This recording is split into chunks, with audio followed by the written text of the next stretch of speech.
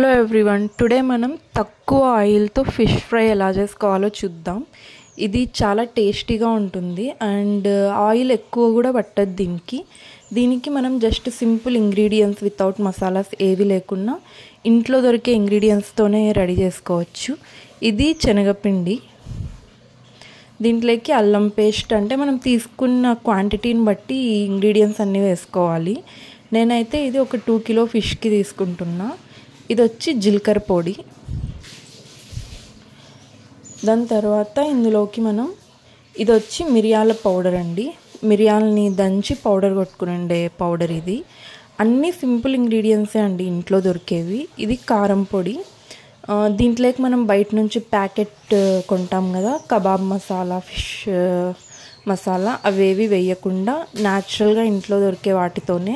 పసుపు కొంచెం, ఇది కొంచెం గరం మసాలా అండి. మనం వేసుకోవాలంటే వేసుకోవచ్చు, లేదంటే స్కిప్ చేయొచ్చు, జస్ట్ ఫర్ ఫ్లేవర్ కోసం ఇది.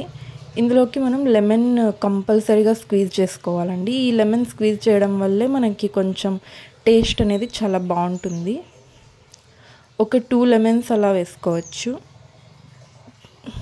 అలాగే దీంట్లోకి సరిపడా సాల్ట్ కూడా యాడ్ చేసేసుకోవాలండి. ఇందులోకి ఇది నేను ఆయిల్ వేస్తున్నాను కొంచెం, ఎందుకంటే ఆయిల్ వేస్తే ఆ మసాలా అంతా పీసెస్కి బాగా పట్టుకుంటుంది.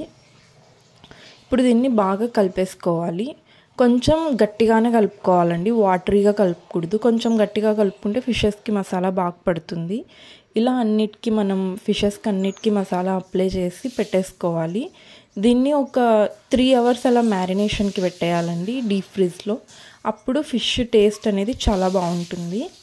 నేను ఇవి ఫ్రై చేసుకోవడానికి కొన్ని తీసుకున్నాను. ఇంకా వీటిని స్టోర్ చేసి పెట్టుకోవడానికి ఒక బాక్స్లో వేసి 8 కంటైనర్లో పెట్టుకుంటానండి. అంటే ఒక 2 డేస్ తర్వాత అలా చేసుకొని తినడానికి. కొంచెం ఎయిర్ వెళ్ళడానికి ఆ హోల్ని ఇలా కొంచెం పెట్టేసుకొని, ఇప్పుడు ఆఫ్టర్ మ్యారినేషన్ మనకి ఎన్నైతే కావాలో అన్ని తీసి ఇలా ప్యాన్లో అండి తక్కువ ఆయిల్ వేసి ఫిషెస్ని వేసుకోవాలి. దీన్ని బాగా అండి, అంటే కొంచెం లో సిమ్లోనే పెట్టి మనం అటు ఇటు తిప్పుకుంటూ కాల్చుకోవాలి. ఇలా అండి కొంచెం ఆయిల్ వేసి ఫిష్ పీసెస్ని వేసేసి ఫస్ట్ ఫ్లేమ్ కొంచెం హైలోనే పెట్టుకోవాలి. తర్వాత వన్స్ కొంచెం అవి అటుపక్క ఇటుపక్క వేగాక తర్వాత ఫుల్ సిమ్లో పెట్టేసి నిదానంగా అటుపక్క ఇటుపక్క తిప్పుకుంటూ కాల్చుకోవాలండి. ఇలా ఫైనల్గా ఇలా రెడీ అవుతాయి ఫిషెస్.